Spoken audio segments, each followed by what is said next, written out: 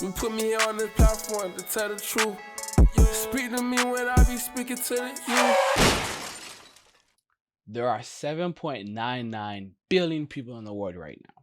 And for each person, 96% of their efforts towards personal development fail because they never created a habit to work towards their mindset. And a habit becomes easier if you make it easier to access.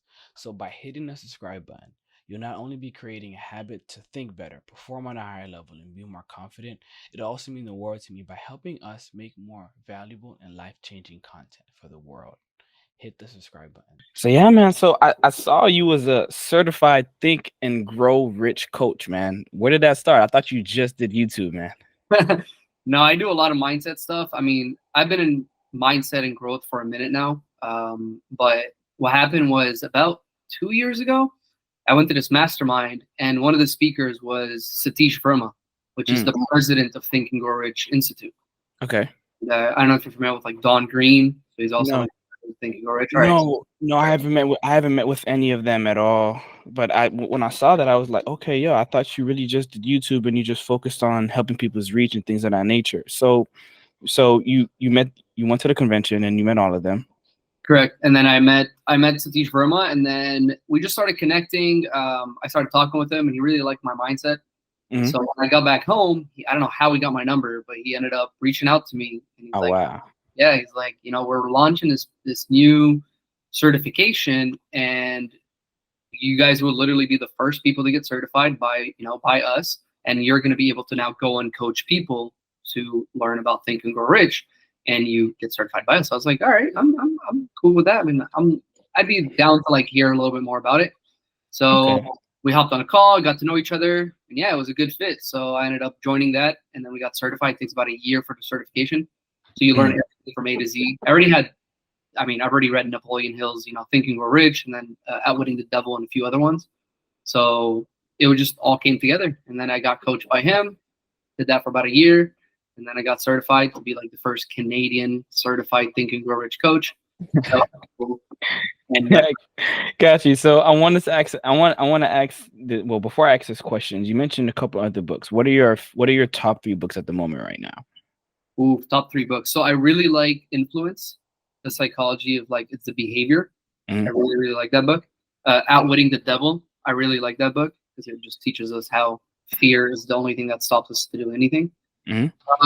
And then, there's a few other ones. Atomic Habits is really good by James Clear. There's a crap ton, honestly, but those are probably the top 3. The Persuasion, Influence. So that one's a really good one. Influence, the Psychology of Persuasion. Sorry, that's what it's called. No. No, that one's a fire book. I have that one on my reading list right now. So you was a mindset coach before you got into YouTube. I saw that you had over 2.4 billion views. How did that happen? Was that just you? Was that just through your coaching in the large lump sum? Can you describe that for me? It's through my coaching, my students, and as well as myself. So like I have some channels where we did a lot of the faceless model. So I don't know if you've heard of like YouTube automation. Yeah. Faceless model. So we did that a lot. And for one of my channels has over like 120 million views. And then I have a few other ones that have like 50 million views, 30 million views. So I've garnered a decent amount of views on that end. And then with my students, one of my students alone has like 2 billion views on his channel. So he has a huge portion of those 2.4 billion. Damn. But yeah, he killed it. He started in 2020, right during COVID. And one thing led to another. And his channel just freaking blew up like crazy. He was at the right place, right time. And that was crazy. He hit over 1 million subs fairly quickly. So That's crazy. So tell me this. I want to back things up a little bit. So was you a YouTube coach first and then you became a certified Think and Grow Rich coach, or did that happen first and then you became a YouTube coach? No, so to take you back just a little bit. So I've been in business for like 15 years, a little bit more than 15 years. So I used to have a lot of restaurants. And then during owning restaurants, brick and mortar, I had 4 restaurants. Wow. You had 4 restaurants in your name that you owned. Correct. Yeah. That's it was crazy. Partners. So we had them. I started very young. Got my first restaurant and then paid it off. Got my second one and opened a third and a fourth one with my brother. And how old were you at the time? I was 19 when I opened my first restaurant. Wow. So hold up. Yeah. So yeah, I want you to continue. I want you to Yeah, continue. I have a just a specific quick question. backstory. So just another thing, like I don't come from wealth. I come from like poverty, kind of like we grew up on welfare. We grew up like no money. Parents both had two jobs. Like it was crazy. It just what happened was I always had the mindset, even in high school. I dropped out of high school, and all my high school teachers would be like, "You're gonna become successful one day because you don't listen to us." And I'm like, you know, Well, most say the opposite. That's yeah, crazy. yeah. I got And all that was in Canada, that was in the U.S. That was in Texas. in Texas. So I grew up. you was born and raised here in Texas, and then you went to Canada, or like. So I was born in Lebanon, and then I moved to Canada, and then we moved in '97 to Texas, and we lived there for like 5, 6 years, and then we came back to Canada. Okay, so got you. So going back to Texas, you open up the restaurants, and you were saying after that. Yeah, so the restaurant's actually here in Canada. So that's whenever I had gotten back. When I was in Texas, when I had come back, I was 12 years old. By then, I already had started a lawn mowing business in Texas. Bro, you just started So everything. That's I was crazy. like, yeah, I You started. you're doing everything. Yeah, that's one thing that I teach my students. It's like you got to fail and try and do different things in order to get on the right track. Like a lot of people expect entrepreneurship to be like a one-shot thing. Like you're like, oh, I'm gonna get into drop shipping, then you're supposed to become like the drop shipping king or whatever it is. I think it's trying multiple things until you know what sticks. And I went through lawn mowing, I went through gutter cleaning, car wash, the tempo setups, a lot of different businesses that I've tried and failed at. Drop shipping, screen printing, print on demand, you name it, I've tried it. And a lot of different things led to one another. And whenever I was about 19 years old, we had moved into a house here in Canada, and my next door neighbor was somebody that was a little bit well off, right? He just had moved in from another country. So we got to chatting, we got to know each other, we got to meet each other. And he really saw something in us that was like, you know what, I could invest with you and I feel like it would go well. So that's how I got my first opportunity. Is he gave me $100,000 line of credit with nothing in return. He just wanted me to build my first store under the condition that if I open any other stores, he wants to be a partner in it. Right? So that was pretty much the condition, which was a pretty good condition. So that's what it started me off with. Now I want you to get something very clear. For 10 years of my life, bro, working brick and mortar, working at a restaurant, something I'll never do my whole life again, like ever. Wow. Great. So tell me about the mindset from opening up a brick and mortar to doing everything online now, because we see in this economy, everything has transitioned to online, to cloud-based business, to faceless business. Granted, a face like a brand that has your face works. It's not like it's a bad business model, but everything is online now. So I want you to describe that a little bit for me about working that brick and mortar to this. 100%. So from 2010 to 2014, my first 4 years in the restaurants, I thought this was the best thing that ever happened to me. And I was like, I'm going to be a billionaire doing this and all these crazy things, right? Then what I started realizing is restaurants were just hitting the reset button. Every day I'd come in and I'd do the same amount of sandwiches, same amount of smoothies, same amount of BS, approximately the same customers, right? A little bit more, a little bit less. Yeah. It was always the same exact thing. There was no growth. I didn't see much growth in it, right? And I thought it would be a lot bigger. Even the more restaurants I opened, it were just more headaches. I went from 20 employees to 40 to 60 to 80 to 100 employees. Now you're not sleeping at night, right? And my stores were in the airport. So I was open 24/7, 7 days a week, 365 days a year. I never had a single day off. So for 10 years of my life, that was it. It was just every day. So on year 4, I realized, hey, this is not cool. And I was just starting on Instagram. Instagram had just come out, right? And one of my buddies, he was doing motorcycle videos. I like motorcycles and stuff like that. So he was doing motorcycle videos. I like them too, man. I'm not gonna lie. Yeah. Back in the day. And then he used, I don't know if you're familiar with Teespring. I'm familiar with Teesprings. I want an Indian Scout myself. Okay. I want a bobber. Nice. So yeah, so through Teespring, what they do is like they'll do print on demand. And what he did is he would do a shirt a week. And it would be like the most basic shirt. Like, I don't know if you ride motorcycles, but it was just like the gears, like 6, 5, 4, 3, neutral 1. That's it. Super simple, right? And he would sell close to 200 to 300 shirts a week through his audience on Instagram. And I was doing the math. I'm like, yo, $20 a shirt. This guy's making like profit $10 a shirt. He's making like $2,000 a week. Like, this is crazy. Mm-hmm. And I started a few different Instagram accounts. I started like a thing called Tickle Me Daily, which was like weed memes and shit. Mm-hmm. And then I went to something called Adrenaline Junkies. So if you look it up now, it has like 130,000 followers, give or take, a little bit less than that. And then I decided to do my own thing. So instead of same way he was doing it, I was doing the same thing. So I grew that, and that was whenever my online world just blew up. I was like, wait a second. Every day I log in, I'm gaining 500 followers. I'm getting 1,000 followers. I'm getting more views. It's scalable. I can now take this and scale the crap out of it rather than rinse and repeat every day. Yeah, without you having to work in it consistently for the most part. Correct.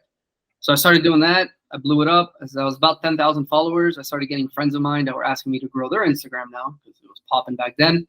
So then I started doing that, and then I started charging friends of friends. And then that's whenever I started building my first agency, which is called Mad Monkey Media, which still exists till today.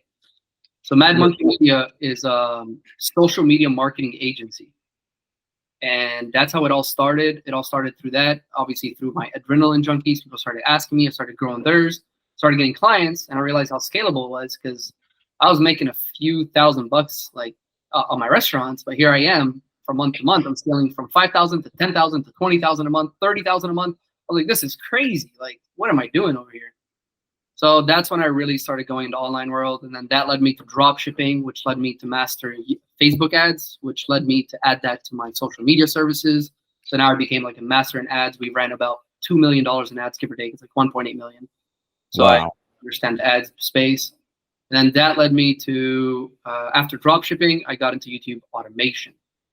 And that's when my whole YouTube journey restarted. And that was about 2017, 2018 when I started on YouTube. And then I started doing that for a while. 2021, I paid for a course, and it turned out to be that I was better than the coach that I paid for. So that's crazy. So he hired me as a coach, and then I've been coaching ever since. And we grew that business really big. We coached thousands of students. Like we killed it. But I recently parted ways to do my own things, just to do it just didn't align with my values, and I'm just doing my own. So tell me this: you have your Mad Monkey Media as your you still have that as your social media marketing company, correct? Yeah. And right now you focus on, along with that, you focus on YouTube coaching and building other people's channels. Do you only focus on Facebook, on faceless pages, or do you help people who have their own brands, have their own identities, things of that nature? 100%. That's what I switched over to actually, because the faceless model is cool, but it's filled with a bunch of like scam gurus and a bunch of people that are selling you hopes and dreams that you're gonna make $10,000 without lifting a finger, which is complete BS, by the way. But I switched more to coaches and businesses because those people are trying to help people, and my goal in life is to help over 1 billion people live a better life. And for me to do that, I need to help you, and I need to help a few other people, so that way they spread their message, and then the message gets across to 1 billion people, right? So that's technically my goal, and I noticed that faceless is not necessarily doing that, but coaches and businesses are. So now my main focus is businesses and coaches. So I kind of created a school community for businesses and coaches that want to learn YouTube for like a super low price. And then they go in, they learn, have access to me, questions, and so on and so forth. And I've been doing YouTube for a while now.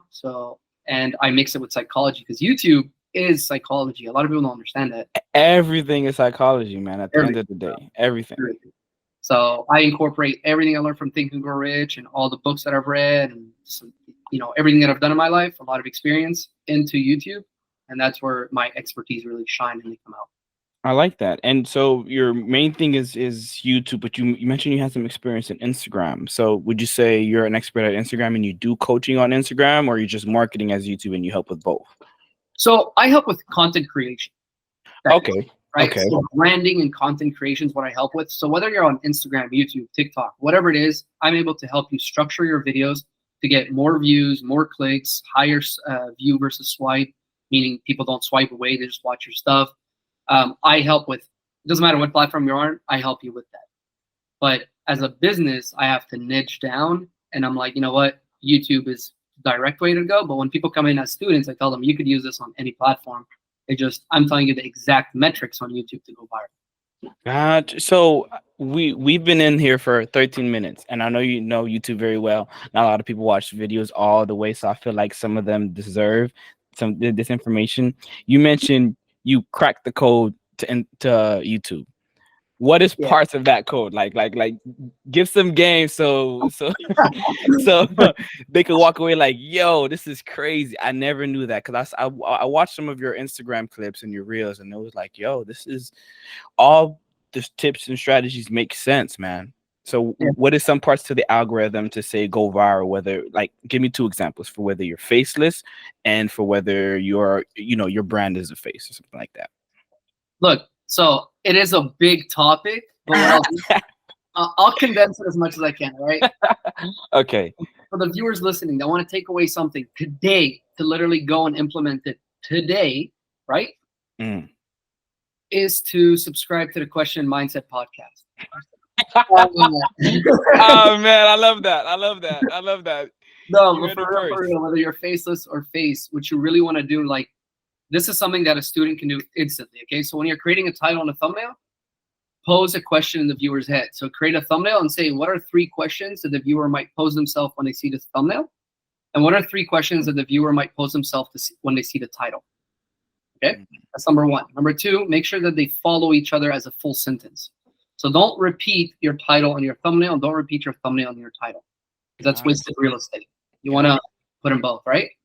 The only time you want to do that is when you're trying to rank for search. If you're trying to rank for search, then yes, you could put it in your thumbnail and you could put it in the title. But otherwise, which the more views you're going to get is on the homepage. So you want to avoid that. Your titles should not have anything to do with, I see this a lot with like podcasts or things of that nature. It's like your episode number and the things in that nature. Wow. I made that mistake. I failed. That's crazy. I mean, most people do it, but it's just because they think that's important on YouTube. But you have to understand that that is not the first thing that people read. People on YouTube, they glance, they don't read. That's the first thing you need to understand, right? So when people are on YouTube, the first thing they read, the first thing they see is a thumbnail, right? And that's going to make them be intrigued to want to read the title. Mm-hmm. If your thumbnail is booty cheeks, what happens is no one's going to read your title. They're just going to move on. Uh-huh. First and foremost is create an awesome thumbnail. How do you create an awesome thumbnail? 1, make sure it's bright, it's nice and clean, right? Have a focal point, because the subconscious brain is what's looking through all your thumbnails. So when you said make sure it's bright, you mentioned in one of your videos that 88% of YouTubers watch it on dark mode. So wouldn't that contradict it? Because you said to keep it, to keep a black screen behind it. No, so I said make it bright because black mode is all around. So if your picture is dull, then what will happen is it'll blend in the black background. Got you. If your picture is bright, it'll pop up on the black background, right? Like that's Got you. White text on a black background will pop a lot more than black text on black background. Definitely. Yeah. So you definitely want to do that. So titles and thumbnails are key. People often create the titles and thumbnails at the end of the video when you have to create at the beginning. You have to do 3 things. You have to go, what is my video idea about? So I like to use this one-liner. By the time somebody's done watching this video, they would have then 3 dots. They would have learned about XYZ. They would have felt better about their day. Whatever it is. There's a solution to every problem, whether it's entertainment or education. Mm-hmm. So you said create a video idea. Come up with a video idea. And again, that's different than the topic. For example, the video idea, my next video that's coming out, how to get monetized in 8 days. How I got monetized in 8 days, right? That is the idea. But the topic is titles, thumbnails, and video ideas. Right? Wow. Okay, I got you. I see. It'd be boring if I put on no one would click on it if I'm like, you need to better your titles and thumbnails. They're gonna be like, screw off. They want the video, they want the end result, which is the video idea, which is monetized in 8 days. So the video idea is different than the video topics. Got you. So the topic is the titles, thumbnails, and all those things and ideas how to monetize in 8 days. So, and you put that in your title.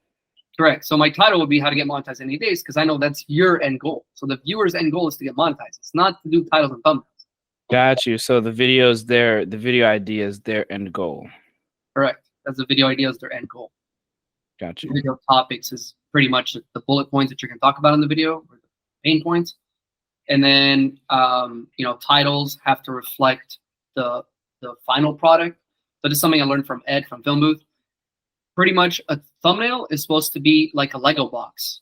You know when you go to the Lego store and you see a car on the front? Mm-hmm. That is the thumbnail. And when you buy the Lego box, all the blocks inside of it are to build what's on the thumbnail. So when you're done with the video, aka the Lego, you get what's on the front of the thumbnail. Got right? you.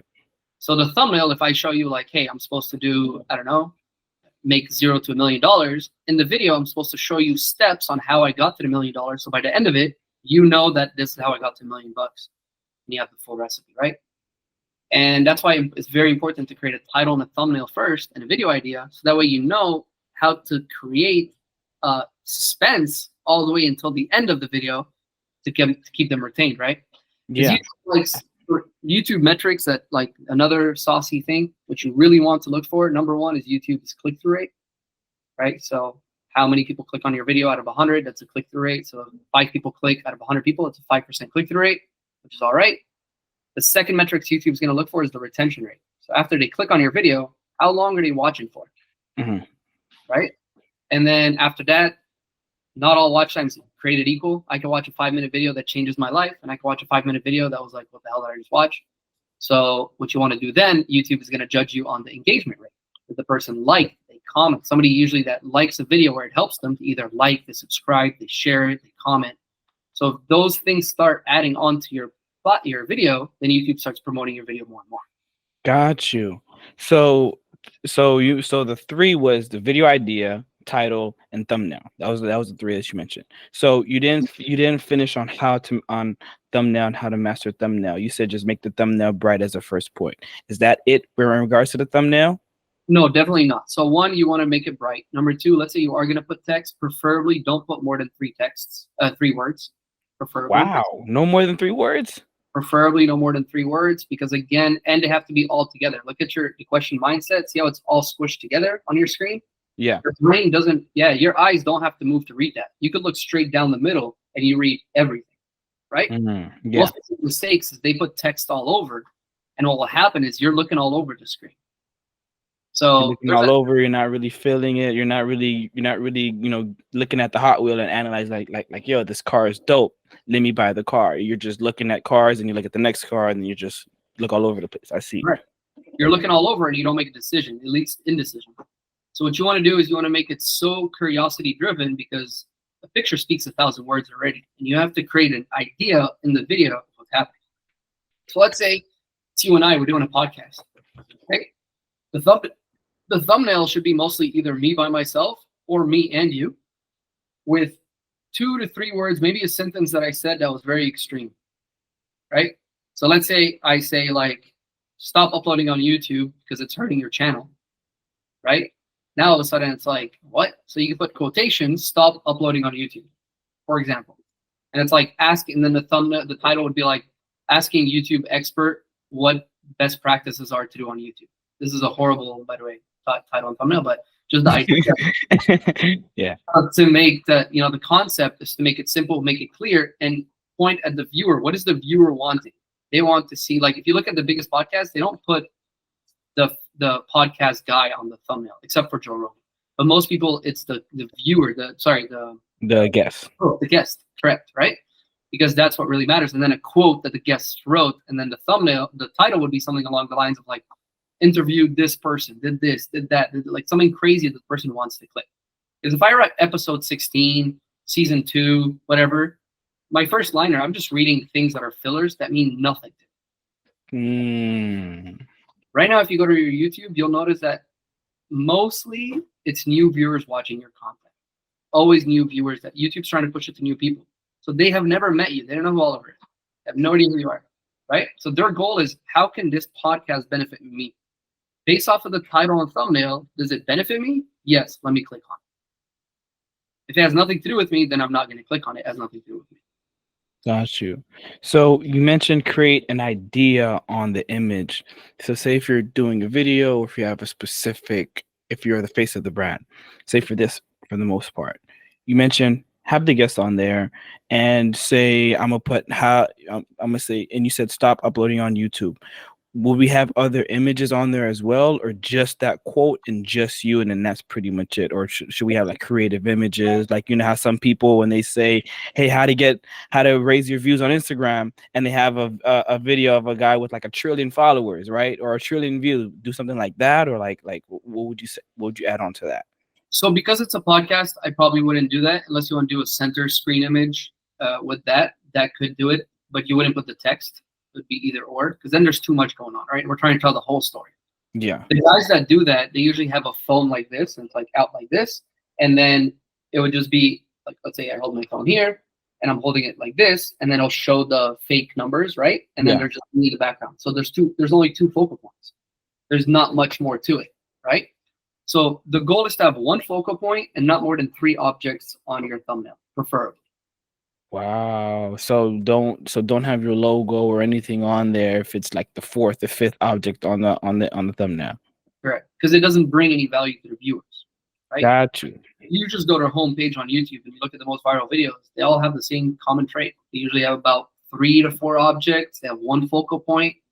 And a great way to tell focal points is, I made a video about it too on the Instagram, is gaze recorder. So it's an app that tracks your eyeballs to see where you're looking at. So what you do is you create a thumbnail, you send it out to 3, 4 people, they look at it, and then it'll tell you they looked here, they looked here, they looked here. So some thumbnails, I simply moved an arrow and their eyes went everywhere. I moved an arrow back and their eyes went straight to the arrow. I was like, all right, I won my winning thumbnail. So wow. So is that how you really like determine all your thumbnails now moving forward? You use gaze recorder for each and every thumbnail? Each and every thumbnail goes through gaze recorder, and it goes through about 4 to 5 people testing it. That's number 1. Number 2 that we go through is we use a thumbnail tester. So I like to use thumbnailtester.com. It's $29 a month or something. And people can upload up to 10 thumbnails, which I don't recommend. There's a specific way to do it. But you could upload titles and thumbnails. And what's cool is it tells you not only that it got a higher click-through rate, believe it or not, a thumbnail can change the retention rate on a video. Mm. So a thumbnail and a title can go from a 2-minute video watch time to a 5-minute watch time by simply changing the title and thumbnail, because how you set the expectation. Got you. You said it from the beginning through those things. Through those things, right? So that's why titles and thumbnails are so important. So we have the thumbnails, we work from the focal points with the 3 objects, brightness, nice and clean. The cleaner it is, the better. Usually put it into Photoshop, even if it's just an image of you right now, because there's some videos, some thumbnails nowadays that are just like basic, just like a person in the middle of the screen, nothing around them. But you don't want to take a typical phone do that. You want to edit a bit. You want to add contrast. You want to make it pop a little bit to make it nicer. That's pretty much it for the thumbnail. The title, you want to keep it under 55 characters, preferably. Wow, 55, that's short. It is short, but that's short and sweet because it creates more curiosity, right? Because the more I give you, the less you're curious. The less you're curious, the less you click. Whoa, say that again. So the less I give you, the more curious you are. And the more curious you are, the more you click. The more I give you, the less curious you are, the less you click. Got you. So you keep it short and sweet to raise curiosity by the thumbnail. Then you have this that supports it. Because what I learned previously was the thumbnail would be like, say, controversial, and the title would answer that thumbnail as one strategy. But this is completely different.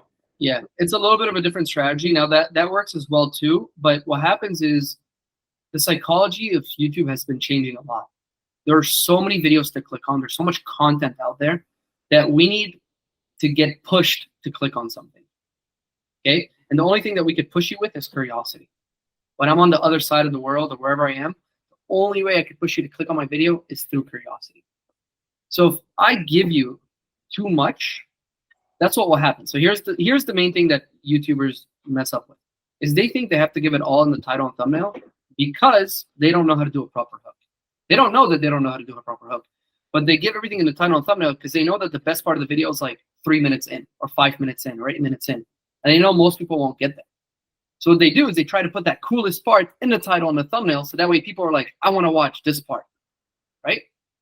But the best way to do it is to create the title and the thumbnail, right, beforehand, the video idea, and to create a hook based on the questions we asked ourselves earlier. So for example, so before you even so say if I was doing it before you, of course I did my research for you and things of that nature, I would create the title and the thumbnail first, then I would create the questions and the video idea and all that stuff afterwards based off of the questions that I got from that. So you're working backwards. You're working backwards. I call it the maze effect. So it's a little theory that I came up with, and it's a proven theory where if you do a maze backwards, you end it much quicker. You get to the beginning much quicker with less mistakes and sometimes no mistakes. Okay? So I reverse engineer everything. The maze effect, we start from the end and we go to the beginning. Now, good. The one thing that I want to get clear though, not every channel is equal, right? So some podcasts, you can't do that. So the way the podcast is done is actually, it's a bit reverse engineered, but it's not. So yes, you come up with still the video idea, right? But you don't know what's going to happen in the podcast. You can't come up with a really good title and thumbnail. Yeah, yeah. I was gonna ask my second question. I like that. Yes, Okay. yes. So what you do is you come up with a really good video idea. So you're like, all right, I want to talk with this guy here. He does YouTube. He does mindset. Perfect. So then what we do is we go back all the way we go through the content. We go through this entire call, and then we revise the call. And you go, all right, what are things that are important that he said? What are things that would help my viewers, right? Those are things that I would add. Then I would re-record the hook, right? Based off of what the important things are. So let's say at the end of this video, we have learned how to establish a brand new channel for beginners, for example, right? So we go back to the beginning. We go, okay, the title and the thumbnail is how to establish. That was the main thing that he talked about, was how to get people monetized. Perfect. So what were some crazy points that he talked about? Let's note those down. Then what we do is we create the title and the thumbnail. So let's say, again, stop posting on YouTube. Title is like, YouTube expert shares why you should stop posting on YouTube to grow. Super controversial. What the heck's happening, right? So they read the thumbnail. It's like, stop posting on YouTube. The title says that a YouTube expert says to stop posting on YouTube. Controversial, curiosity. What is this guy talking about? They click on the video. Now you have to recreate a hook based off of the whole video we did. And they'd be like, hey, welcome back, everybody. Today we had a crazy session. We talked with Sam. He shared with us not only like how we got here, but some incredible tips on how you could grow your YouTube channel today to get monetized within the next few days. Now there's some golden nuggets in here, but I'm gonna leave it for him to share with you, and let's get into it. So what you've done, you've prefixed the video to get them excited for things that are coming up in the video that they would have never known unless they watched the video up until 15 minutes, 30 minutes, 40 minutes. You're prefixing that at the beginning of the video based off your title and thumbnail. So if it says, don't post, you'd be like, what's going on, guys? It's Oliver back. Today we're on Question Mindset. We have Sam. There's some incredible things he said. He even mentioned at one point not to post on YouTube because that's going to help you grow your channel, which is crazy. But I want him to share that with you. Now we get into the video. So now we've created a setup for something that's coming on later in the video and for them to want to stick around. Podcasts are a bit different because they're much longer, right? So Joe Rogan, he can't write the entire 45-minute in his title of what's happening. But he writes the idea of what the person is about to help the audience with. And if it interests us, we click on it. And once the hook is usually like either, again, Joe Rogan is a bit different. He doesn't really have to introduce much. But if he is going to introduce something, it's kind of live then and there. And he's just like, this is what's happening, right? But that's pretty much how you do it in the podcast way. You have to reverse engineer it, but reverse engineer it. Gosh, that's unique. That's unique. So you mentioned getting monetized in 8 days. So that was the quickest you ever got a channel or your channel monetized. Correct. So that's crazy. That's from what I remember, it's 1,000 subscribers, and then one of two things. It's you either get a million views, or I think 400 hours on watch time now, because before it was a million views. It's 400 hours on watch time, or I forgot the second part to it, right? So it's either 1,000, not either. So you have to have 1,000 subs or 4,000 watch hours to get monetized in long form content. And if you want to get monetized and you still have shorts on your same channel, which I don't recommend, you would do 1,000 subs and 10 million views in 90 days. Say that again? 1,000 subs and 10 million views in 90 days. That's how you get monetized through shorts. 10 million. Oh, through shorts. So you said something that just blew my mind. I'm not going to lie. You said don't have shorts on the same channel that you have long form content on. I've seen people use shorts as a strategy to drive views on the long form content. But what would you say the strategy is on that? Because I created a page where it's just a clips page and my main page, but then I was told, hey, no, don't do that. Focus on and put everything on it to drive traffic so you can get views, so you can get watch hours, so you can get subscribers all on that one page. But you always say to do the opposite. Talk to me about that idea. So as a strategist, and not just as a creator, I've tested this over 1,000 channels. and not a single channel. And those people that tell you that, ask them, what are your results? Can I see what your results are? How many people did you drive from your shorts to your long form content? Please let me know. Usually it's 1%, 1 to 2% conversion, which is not worth it. Okay. So number one is different algorithms. So somebody that watches shorts, not only algorithm, but human behavior. The person that watches shorts is in it for a short dopamine effect. Something quick, usually entertainment, maybe a bit of knowledge here and there, but that's not what they're really in for shorts for, right? It's a different psychology completely. Long form content is also a different person, different behavior. That's number one. Number two, again, every shorts channel that I've ever created, even the channel that has over 2 billion views, we've done long form and we've done short form on the same channel, and it destroyed our long form videos. Wow. Right? I could show you a few videos, a few channels where I have over 100,000 subs on their shorts videos because it's the same channel, but they only get 40 views, 50 views on their long form videos.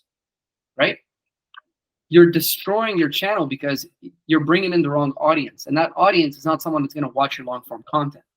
Now, Joe Rogan does it best. He has Joe Rogan shorts, Joe Rogan clips, Joe Rogan stories, Joe Rogan podcast, everything. He does it best because he's not chasing the followers. And that's what most people do, is they're trying to get that sub count up. And that's why dopamine, like it's crazy dopamine with shorts. Shorts will always give you subs. They'll give you views no matter what the hell you post almost, right? They'll always throw it to a seed audience is what they call it. And you get like 10, 15, 20 subs and you get 2,000 to 5,000 views. Almost every short. That's seed audience. So that's number one. It's hurting your channel. If you go right now on YouTube and you just write shorts hurting channel, you'll find about 20, 30 videos by the biggest creators talking about how it's destroyed their channels. Like it has destroyed their channels. The views drop down like crazy. The revenue drops down like crazy. YouTube themselves are starting to lose money on shorts. It's the first time in history in YouTube that they actually made only like, I think, a 2% increase in revenue because they got more views, yes, but now the shorts are getting paid out. And the shorts, for me to get like 1,000 views is sometimes a penny, 2 pennies, 3 pennies, versus 1,000 views on long form is $4, $5, $6. So it's a fraction of whatever they're paying. So YouTube is actually losing money on the shorts right. Long story short, usually shorts are destroying everybody's channels. There's not a single student of mine that has benefited from shorts other than getting sub count. That's it. Because they don't count towards your hours, right? They don't count to your 4,000 hours. So they only count to the 10 million views. Oh, so short doesn't count towards your watch hours. No. So it's just long form Wow, that's crazy. Yeah. I thought they counted towards your watch hours. No. So you mentioned create all these different channels. So what's the value in creating a clips channel? Because you said Joe Rogan did that. Because I never understood that for the most part, where people had multiple channels. Like I see Mr. Beats, he has all these main channels, but they're in different languages. So I get that. But you said Joe Rogan has a clips channel, he has a stories channel, he has a podcast, and you mentioned something else. What's the benefit or the difference between having one each? Of course, other than it affecting your long form content. It's just audience behavior, right? So for example, if I'm a person, look, the way the algorithm works most of the time is your video could be bomb. Your video could be the best video on YouTube, literally like Netflix production, red cameras, insane things. But if it gets no clicks at the beginning, YouTube's not going to promote it as much, right? They'll always give it impressions, but until it gets those clicks, it won't promote it. So let's say I subscribe to you because I love watching our videos, right? Like one of my students, he's an older gentleman, he's like 65 years old. He only watches podcasts, an hour plus videos, because he's always in his garage working. He turns on a podcast an hour and he works. So he doesn't have time to keep clicking through different videos. Cool. So that's his audience, that's his behavior. He watches long videos, an hour long. Now, let's say, for example, on your channel, you have a 10-minute video because it's a clip, right? Then all of a sudden, right now, that person that watches hour-longs, they're not going to click on the 10-minute video. So now your click-through rate starts going down, right? They're your audience. So they're not clicking on your video. So what happens is you end up getting a low click-through rate, even though it's a crazy video, because the audience, your audience, likes to watch podcasts, which are an hour long, right? That's number one. Number two, sometimes, again, we have a conversation now. Let's say we have an hour conversation, and only there's a 10-minute clip that was bomb, that was really, really good. people might not want to watch an entire 1 hour conversation just to get to that 10 minutes. So what you do is you take that 10-minute clip, you create a channel, and you're like, YouTube expert says how to get monetized in 8 days. That's a video viral title, but you can't necessarily put that on a podcast, right? Because it's like at minute 33 that we started talking about it. Mm-hmm. Right? I like that. You still can, but it's just more digestible. It's like planting the seed. Short form is to plant the seed, right? So like short form, 60 seconds is like, hey, get to know me. My name is Sam. It's like, well, if you like me, I also have a channel where you could go and find longer content. Cool. And if you really like me and you want to chill with me, I have vlogs. And if you really, really like me and you want to get to know the people I hang with, well, I have a podcast. Now all of a sudden, I've spread out my audience. That's number one. Number two, the benefits of that is getting hacked. So we've had students get hacked and their entire channel gets taken down and their revenue, everything goes down to zero in one shot, gone, right? Wow. But if you spread them out, then you have an audience to tell them, hey guys, we got hacked. We're starting a new channel. Everybody go there. So now you're driving all that traffic to your new channel because they already know who you are. Mm. That's crazy. So, Yeah. so you wouldn't. So if you have a podcast, don't post shorts. Don't post it on that same page. Instead, make a new channel where you have those digestible stories or 3 minute. Because that's crazy. Because I was about to make clips and post it on my podcast page to try to drive people to watch longer form content and things of that nature. But how would you syndicate all those things other than having the same channels or the affiliate channels on your YouTube profile? How would you drive traffic from your shorts so they can watch that specific 10-minute clip, or funnel them to the 10-minute clip and then funnel them to the podcast depending on where they are? Because I know somebody who likes podcasts might see the short, because everybody watches shorts one way or another. So how can you be able to drive them to go to that end result, which is what they really want and what they really use that social media platform for? 100%. So a few different ways. Number one, top comment, pin comment. Usually that's the best way that we kind of do it. So, hey guys, go check out the full video. We put the link if we want to put the link. I know they've stopped the link clicks on there. So you could go to your settings in YouTube and make sure that you have the third option available, which is putting links in your description. So then what you could do is you could link your YouTube video in the description. It could be the first liner in your description to get people to click on it. So watch the full podcast here. Boom, they click, watch it, right? That's one way that you could link everything. The title, you could also put it, if it's a short title, you could be like full podcast on our channel, right? So because titles for shorts don't really matter. 99% of views come from shorts feed. You do have search and you do have some homepage, but I have all my channels. 99% comes from the shorts feed. Oh, really? So it doesn't really matter for your title. So you should just not put a title at all for the thumbnail. I mean for the short. Yeah, no title at all, but you don't have to overthink a title on shorts. Sometimes if you're on the home page, if your video is blowing up like 80 million views, 100 million views, and it hits the home page, then it does help a little bit, right? If your title's like, met the billionaire, yeah, people might want to click on that to find out more than if it's just a blank title. Yeah. But in shorts feed, unless it gives context to it, most people will just look at the video. Some people will look at the title if it has context to the video, right? But when you go through shorts, most of the time we look at the video, then we look at the title and everything else. We don't like go straight to the title. We just watch the video. If it's interesting, we might click a little around. If not, we just keep moving on. And 99% of the time, I don't know about you, but I click straight to the comment section. Yeah, everybody can't wait to go to the comment section, and then that's how they find those links. And you have pinned comment, right? So it's a pinned comment, it's a link, and you can even be like, check out our channel. That's number one. Number two, it's calling it the question mindset shorts, the question mindset clips, the question mindset podcast. Very simple. So when people are searching for you right now, if you search for Joe Rogan, that's how it is. GRE clips, GRE shorts, like it's all separated very simply, right? So same name, don't change anything, and that's all gonna, when people start searching for you, they'll find shorts, clips, everything that you want to put on there. Got you. That is a unique unique way to kind of like spread yourself out and not be confined. I love that. So tell me this: and just to add, one thing to that, you're also making triple the revenue from the same viewer. The hardest thing to do is to acquire a new viewer, a new subscriber. So if you have one subscriber that loves you and goes to all 3 channels, well, now they're subbing to 3 channels, so you could get 3 play buttons, for example. You could get 3 times the sponsorship ads. So somebody sends you a message and they're like, hey, we want to sponsor you. So that's what we tell our students. Oh, well, we also have 3 other channels. Do you want to post them on all of our channels or just one? They're like, oh shit, you have 3? Yeah, we'll do on all 3. Perfect. So instead of $4,000, it's $8,000 or $10,000 you can charge them, right? Combo package. So you're charging them more and you're getting the same, you're the same person, same amount of effort across 3 different channels. So, you know what I mean? But you're not doing the video again. You're just repurposing the video and you're getting paid 3 times as much. Got you, bro. This is amazing, man. The science, you really broke down the science. So, Yeah. so tell me this. I kind of want to get into another platform, but I'll save that for another time. Whether you feel it's needed to come on the podcast again, and we talk about Instagram, because I know Instagram's algorithm is nothing like this. Because it wouldn't be smart to do those 3 channels on Instagram. I get that, right? You would agree too, briefly.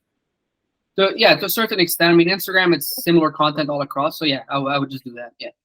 Yeah, just keep Stadia. YouTube is evergreen, so people can find you 6 years from now, 10 years from now. Most Instagram feeds, they disappear. So as we go through, not many people swipe all the way down to look at your thousands posts, right? But on YouTube, it's very easy to do that. I could click latest video or oldest video and see all your old videos. So Got you. I see that. So tell me this. I have this very specific question. How would somebody, so you mentioned all these organic ways to kind of drive views, drive clicks, so people can click and move forward on that impression through psychology and drive up your channel. Would you say that's the only way to build a channel? Because of course I can only go so far. I could only go out so much. You have to test, you have to do that. Is there any other way to like drive up your channel? Like, do you do ads for your channel? Do you sponsor any or boost any posts and things of that nature? Everything's strictly organic. Strictly organic. We don't do ads. We've ran a lot of ads. They just destroy your channel, like literally destroy your channel, brings in the wrong people. We've ran it a few times. I don't run it myself. Students are just sometimes a bit stubborn and they're like, no, but I want to do it. And I'm like, do it. And then they do it and they have to restart their whole channel because it just wrecks their channel. Really? So once your channel is wrecked, you like the best method is just log in, create a new YouTube channel. That's not always. Like some people, like I was at Vid Summit last year and one girl had changed her account 7 times her niche. Right? 7 times on the same channel. The way the algorithm works is very simple. Imagine it as a Venn diagram. That's literally, I'm going to explain to you the YouTube algorithm. It's a Venn diagram, okay? Based off of your history and your search and your data, you're going to get promoted videos that have to do with what I say in my video. Very simple, right? And the more that the things match together, the more data that match together, of you and other users watching my videos, YouTube will find other people that match your Venn diagram and show it to more people like you. Fair enough? Wow. So if you're into entrepreneurship, online business mindset, and make money online, you're in a certain Venn diagram. Then all of a sudden, I'm like, you know what? I want to switch my channel. I want to talk about cars. So now I start creating videos about cars. And that's what she did. She started with pop sockets. So like the things on the back of her phone, right? This pop socket, that's how she started. And then she switched to like different toys and things, and then now she's in crime. She's in murder mystery, right? She went through like everything. But what she did for a long period of time, because she didn't want to lose her subs, because she had 100K subs and whatever, she got like no views on her next video. So for like the next 20 videos that she did, she got like 10 views, 15 views, whatever, because the Venn diagram is so off. It's like, there's a whole new audience. What are you doing? So YouTube has to now find you out of 2.7 billion people. It has to find your new audience. So of course it's going to take some keywords, but it's confused because it's like all your audience currently watch business videos. Now all of a sudden you switch to cars. So who's your audience? We don't know yet. So it takes a long time before it picks it back up. And if you ran ads and you brought in audience which you don't even know what their interests are, because it's an ad, you don't know if they like, they don't know why we clicked on the video. There's so many different factors when you're running an ad. Then what happens is it collects a lot of data that is irrelevant to your channel. So for the next 30 videos you're posting, you're getting 10 views, 15 views, 40 views, 100 views, and then one will pop off. I'll get 1,000 views, 2,000 views. The YouTube is going to start collecting data from that video, 2,000 views, and all the other ones, but they don't have enough, 2,000 views. Takes that data and goes, okay, now we get you. You want to start talking about cars? let's start showing more people that reach this Venn diagram about cars. And you do it and you do it and you do it, and then you grow again. But your first audience is dead, right? So let's say my name is Matt and I loved watching your business videos, and all of a sudden you post a car video. Well, now I'm a subscriber that's dead. So if you have 100,000 subs and I post a video and you get 5,000 views, it's because 95,000 of them are interested in business and not cars. And now your channel looks weak, and that's what I see most people do. They have 100, 200,000 subs. I actually was talking to a guy the other day, and I saw he had 100 and something thousand subs, and I was like, crazy, bro.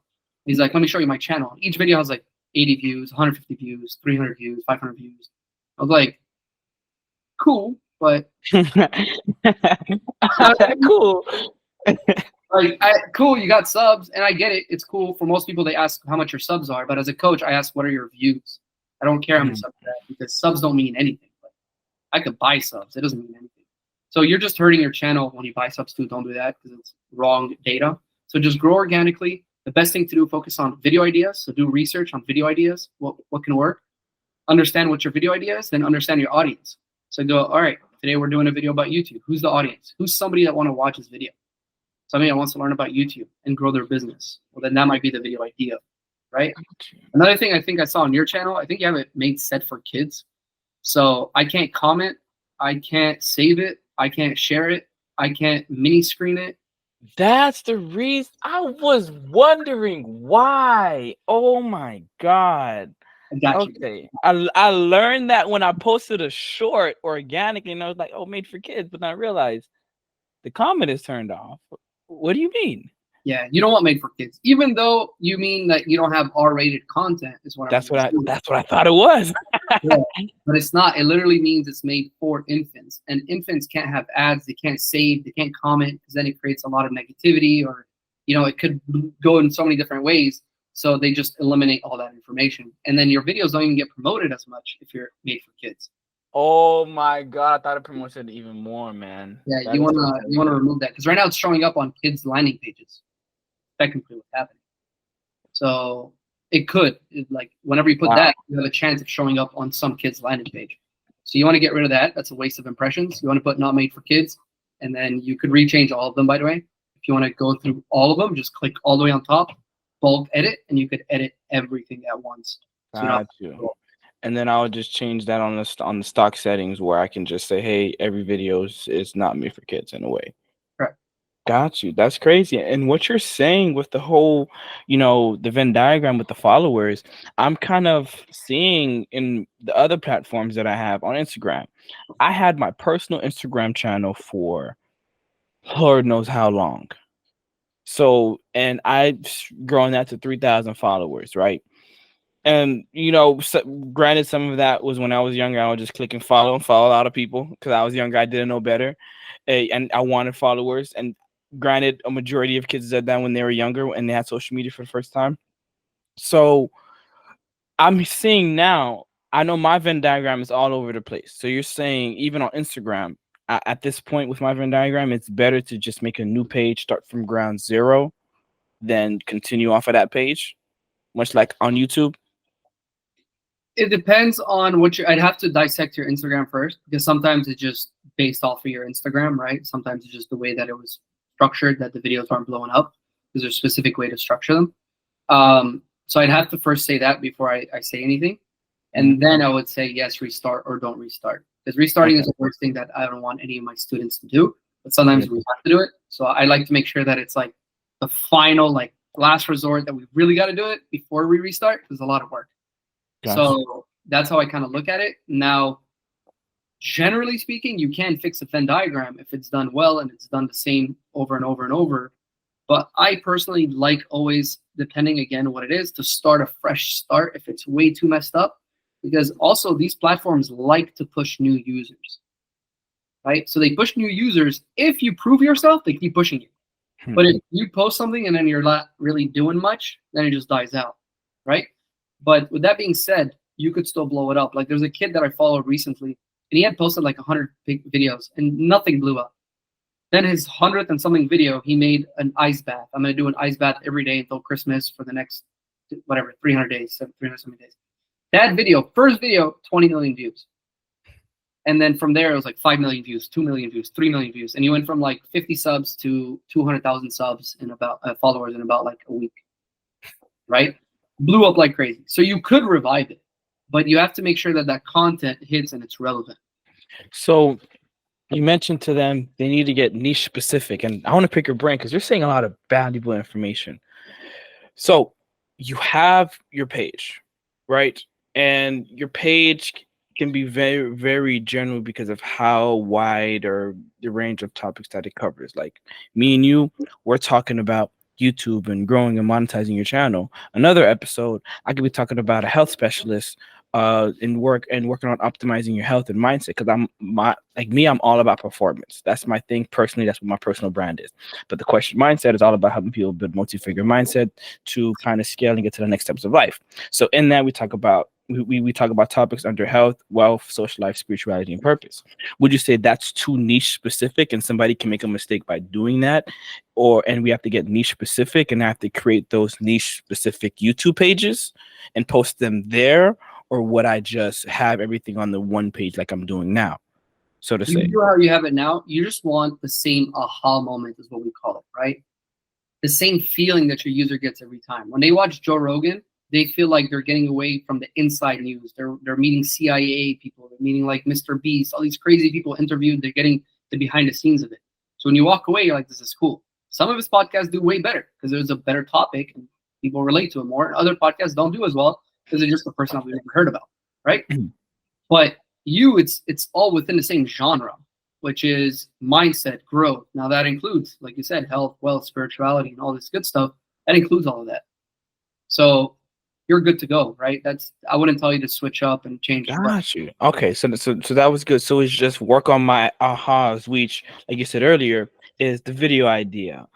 And it's reverse engineering. Then it's going to for me, from what you're saying, from what I remember, is the video idea first.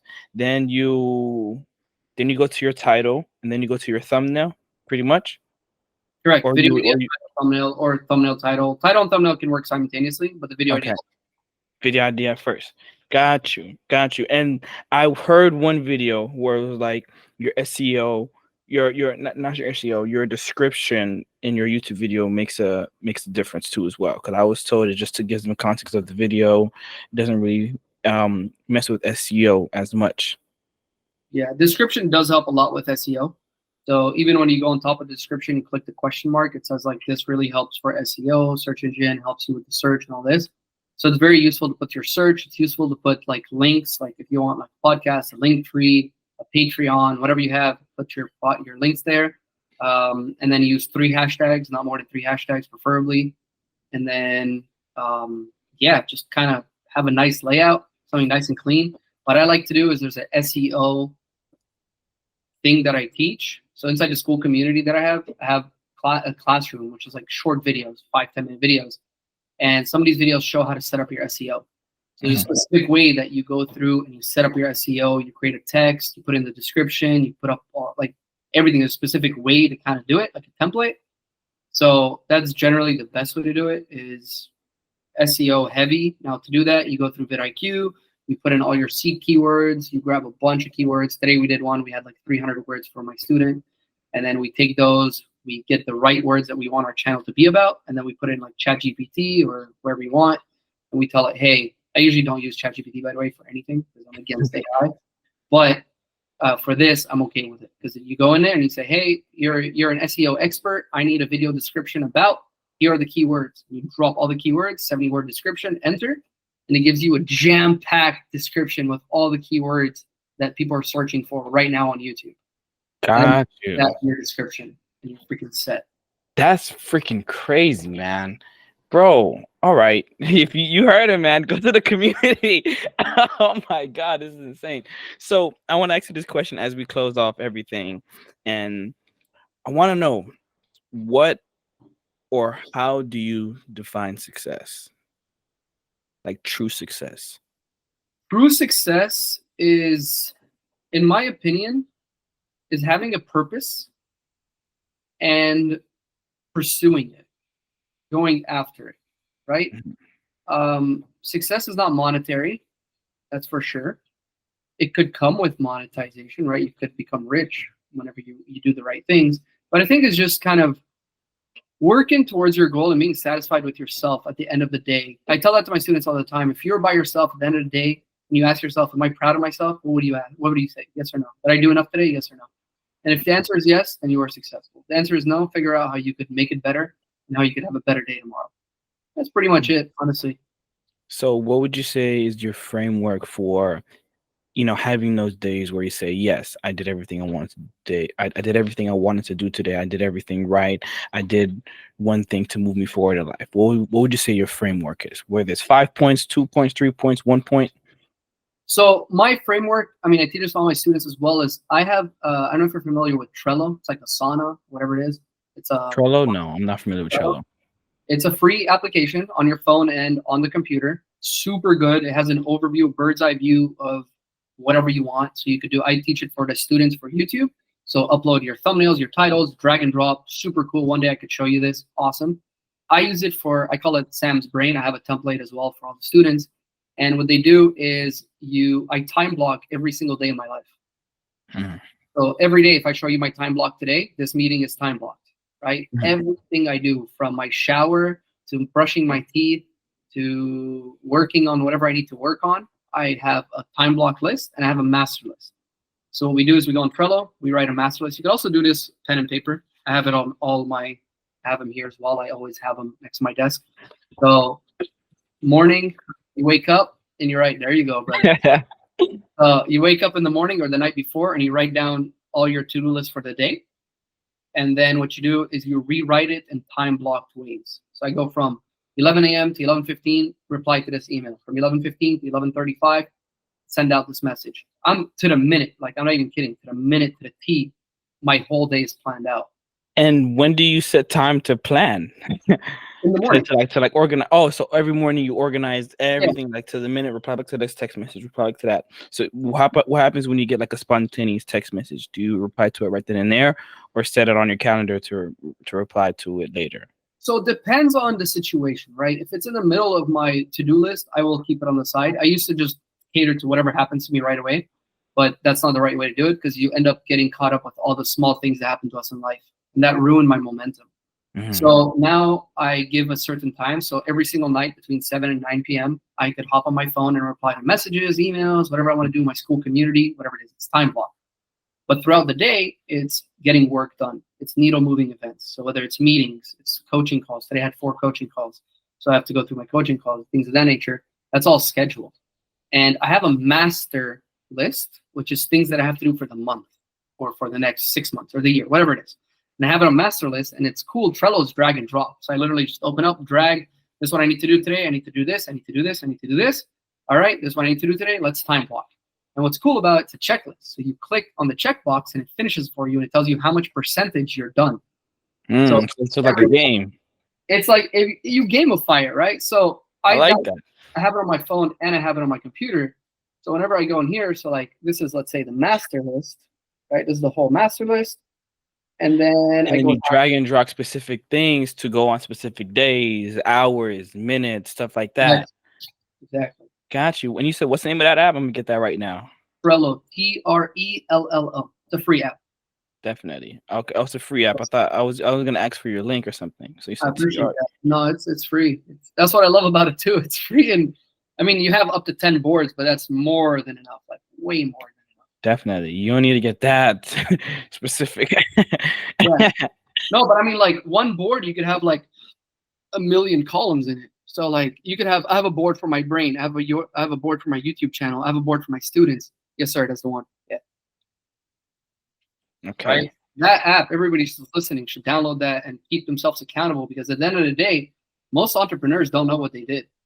Right? We're like, man, I didn't do anything. Oh my God, I'm such a slacker. And you beat yourselves up. But then you open up this app and you're like, holy shit, I did 8 things today. And my main rule for all my students is do 3 things a day. Because if you can do 3 things a day, every day, no days off, you do 90 things a month towards your goal. And like 3 is nothing. 3 is nothing. Like I'm talking like usually on average, we could all do about 5 to 10 things. Like that. My main thing that I struggled with was I would My main thing that I would struggle with, I'm sorry, I got interrupted for a quick second, is I would do one thing and then I would kind of get into like a rabbit hole and just 3 hours on that one thing trying to make sure it's perfect. But then instead of just time blocking specific time to like, all right, I'm gonna spend an hour on this, whether I'm done or not, that's the time I'm gonna spend on this, and then I'm gonna focus on the next thing. That's what I learned is truly valuable as far as organizing your time and time blocking it correctly. 100%. And it's extremely liberating. I want to add to that because when we have 1,000 things to do, our brain is thinking about the other things we got to do. So we're like, oh, I don't have time. I got to do this. I got to do this. And we end up doing nothing throughout the day. Yeah. But when you're time blocked, you see a bird's eye view that, yo, I could spend an hour on this and I still have an hour to spend on this. And I still have another 30 minutes to finish this. So in this time period, I only have to worry about this because I know I can get it done if I focus on my time block. So it's super liberating because somebody that has a huge to-do list, it gets very overwhelming. You end up doing analysis and you do nothing. Yeah, that is big, man. Yo, that was the biggest gem today. Along with how to get 2.4 billion followers or views on YouTube. Man, I enjoyed having you on the podcast today. I enjoyed the things that we talked about. I enjoyed your mindset and just having conversation like this because it's always hard to find somebody that you can share mindset or drives or aspirations with. So I love that, man. Absolutely, man. I appreciate you for having me. Definitely. So I want to ask you something. Do you have any questions for me right before I end off everything? Sometimes some people have questions for me. I don't have any main ones. I mean, what's your biggest goal in life? What's your purpose? My purpose, man, right now is to, well, not even right now, forever, because I feel like purpose is something that you stay under, and it's not a goal that you can really achieve, and it's something that pushes out, much like, the things you leave on social media and things out there, stuff like that is there for people, and it has to emulate your purpose. So I would say for me is really just, I say helping people build multi-figure mindsets, whatever the case may be, but it's to be that person or to help somebody reach their next steps in life. That's it. That next step can be small for somebody because what I know helps them, or that next step can be big and it transforms and changes their lives forever. And I had that epiphany when I was talking to one of my close friends. She's actually the designer for my thumbnails and my podcast thumbnails and my journal and everything, and my journal that I have coming out. And we were just having this conversation. She was just telling me how she just hated how she managed her money. And then I just showed her this one tip or trick, which is the wealth chest. And she looked at me as if I gave her like the fountain of youth, man. I love that. Like, I was like, yo, doesn't everybody know this? And that's a mistake everybody has. Don't be, just because you see other people on higher levels, don't be ashamed in what you know, and don't discredit what you know. Because don't get me wrong, that feeling comes all the time, and many times even successful people can feel it. That's why you even see some successful people, when they're about to speak on the stage, they get nervous. Some throw up. Some have their thing that they do to get them in the zone. But never discredit that, because I always preach this, and I even have to preach it to myself when I'm feeling it, where it's like you have to have a student's heart and a student's mindset, where you have to be so humble, where even if you know the information, you have to be humble and listen, because they could say one thing that can transform everything that you know. Like with me and you, I thought I knew YouTube and I was an expert. I'm finding out my channel, like, Made for Kids, does not mean R-rated content.